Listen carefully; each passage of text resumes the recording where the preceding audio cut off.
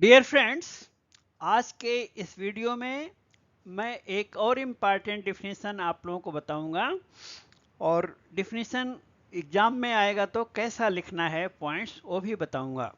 So today also I will tell you one more important definition and how to write in the examination. That also I will tell you कि after writing the definition either in English or in Hindi, then how you should write the points to explain the definition to get the full marks. Means जब आप ऊपर definition का question exam में लिख रहे हैं तो डिफिनीशन इंग्लिश या हिंदी में वर्ड बाय वर्ड लिखने के बाद, इंग्लिश या हिंदी में वर्ड बाय वर्ड जैसा बुक में दिया है वैसा लिखने के बाद फिर आपको उसके नीचे 4-5 पॉइंट्स लिखना चाहिए डिफिनीशन को एक्सप्लेन करने के लिए, तब आपको पूरे मार्क्स मिलेंगे.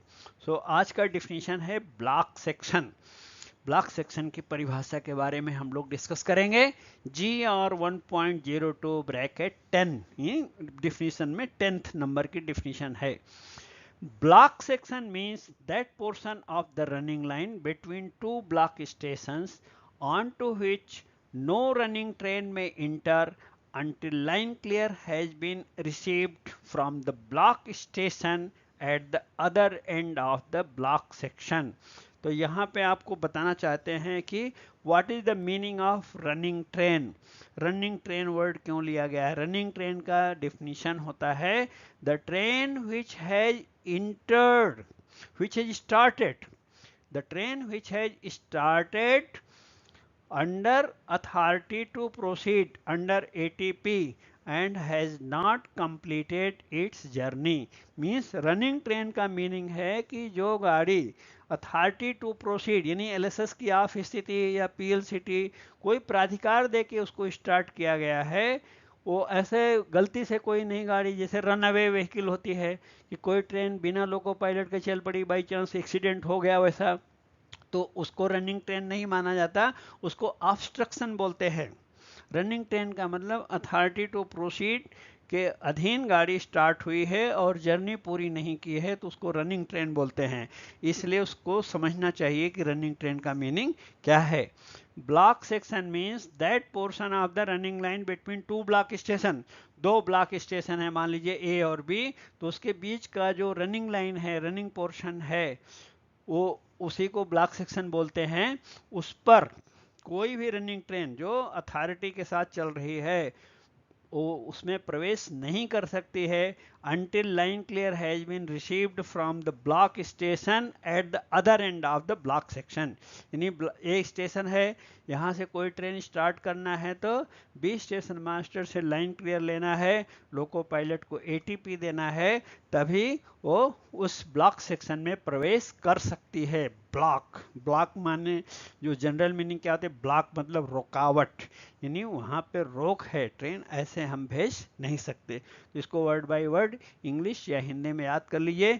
Block section means that portion of the running line between two block stations, दो ब्लॉक स्टेशंस के बीच में, on to which no running train may enter until the line clear has been received from the block station at the other end of the block section. Block section के दूसरी ओर के जो block station है, block station का संदर्भ क्या है यहाँ पे? What is the meaning of block station?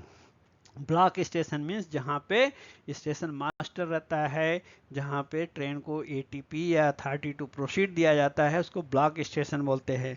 जिस स्टेशन पे स्टेशन मास्टर नहीं रहता है उसको क्लास डी या हॉल्ट स्टेशन बोलते हैं. वहाँ पे कोई एटीपी नहीं है, कोई स्टेशन मास्टर नहीं है, ओनली कॉमर्शियल पर्पज के लिए हॉल्ट स्टेशन होता है. ब्लॉक स्टेशन का मतलब जहाँ पे स्टेशन मास्टर रहता है. हिंदी में ब्लॉक सेक्शन का अभिप्राय दो ब्लॉक स्टेशनों के बीच परिचालित लाइन के उस अंश से है जिस पर ब्लॉक सेक्शन की दूसरी ओर के ब्लॉक स्टेशन से लाइन क्लियर मिले बिना कोई रनिंग गाड़ी प्रवेश नहीं कर सकती है. तो रनिंग गाड़ी का मीनिंग जैसा कि आप लोगों को हमने बताया कि जो गाड़ी अथॉरिटी टू प्रोसीड के साथ, प्रॉपर अथॉरिटी के साथ स्टार्ट हुई है और उसने जर्नी पूरा नहीं किया है, उसी को रनिंग ट्रेन बोलते हैं. ये ध्यान में रखना है.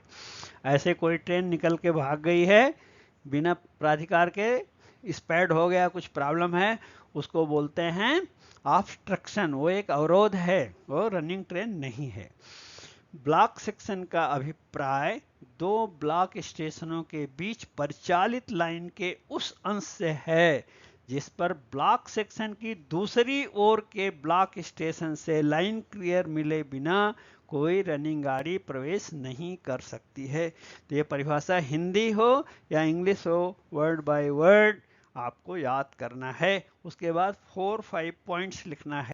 जैसे हमने लिखा है, point number 1, the portion of running line between two block stations is a joint responsibility of both side station masters.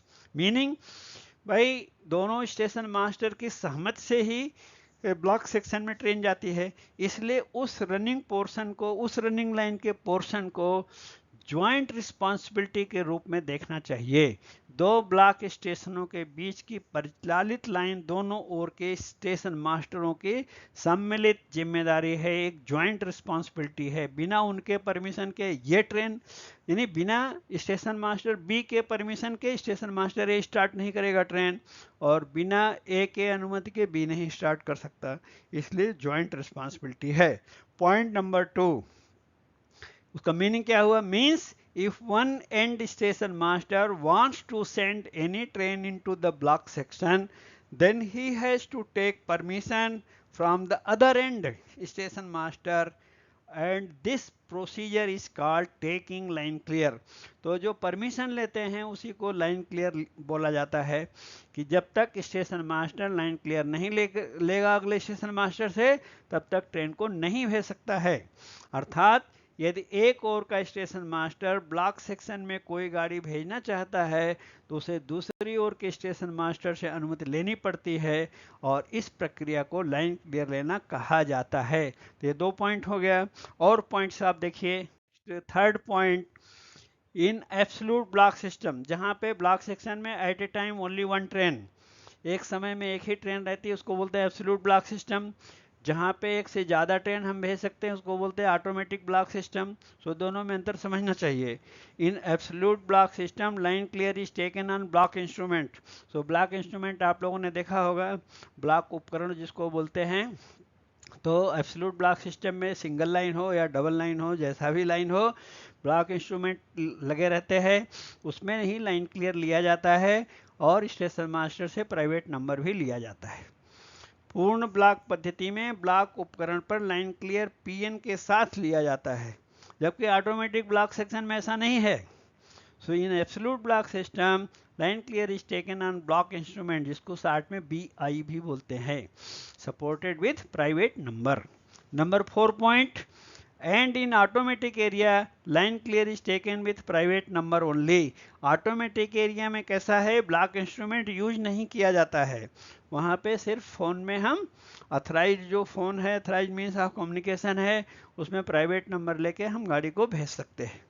स्वचालित ब्लॉक सेक्शन में लाइन क्लियर केवल पीएन के द्वारा लिया जाता है, उसमें ब्लॉक इंस्ट्रूमेंट का प्राविधान नहीं है। ओके, और एक समय में एक से ज़्यादा, एक ट्रेन क्लियर हुआ, नेक्स्ट सिग्नल, तो हम दूसरी ट्रेन भी लाइन क्लियर प्राइवेट नंबर लेके भेज सकते हैं, इसी कारण से वहाँ ब्लॉक इंस्ट्रूमेंट नहीं रहता है। Okay, then 5th point. सो ऐसा 4 या 5 पॉइंट, 5 पॉइंट लिखे तो अच्छा है, नहीं तो कम से कम मिनिमम 4 पॉइंट डिफिनीशन के नीचे लिखना चाहिए, तो आपको अच्छे मार्क्स मिलेंगे। 5th पॉइंट क्या है, फॉर सेंडिंग रिलीफ ट्रेन। जैसे ऑक्यूपाइड ब्लॉक सेक्शन है, कोई किसी ट्रेन का इंजन फेल हो गया, कोई दुर्घटना हो गई, तो जो हम रिलीफ ट्रेन या रिलीफ मटेरियल भेजते हैं, रिलीफ इंजन भेजते हैं, तो उस समय क्या है, ब्लॉक सेक्शन में ऑलरेडी एक ट्रेन है, तो हम ऐसा लाइन क्लियर ब्लॉक इंस्ट्रूमेंट में लेके नहीं भेज सकते, ना तो अगला स्टेशन मास्टर हमको प्राइवेट नंबर दे सकता है लाइन क्लियर के लिए।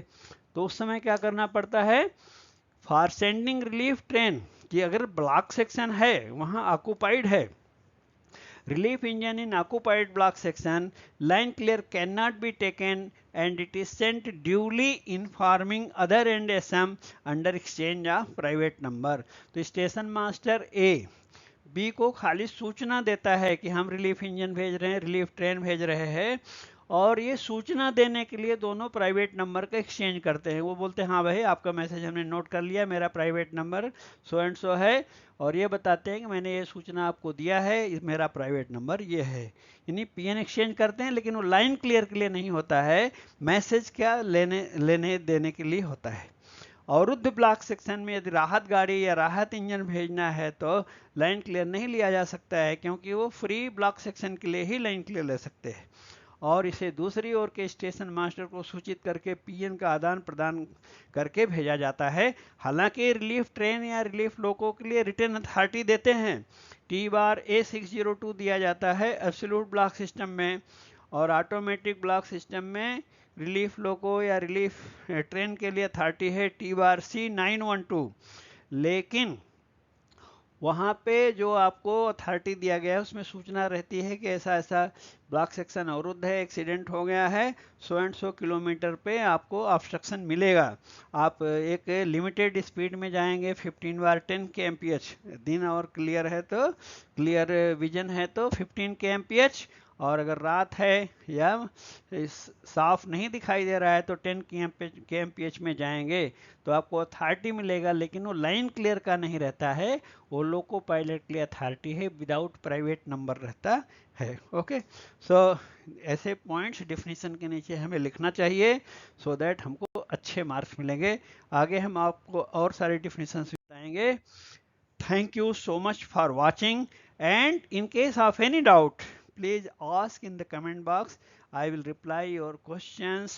Please share with your friends and other WhatsApp groups for the benefit of others. Thank you so much.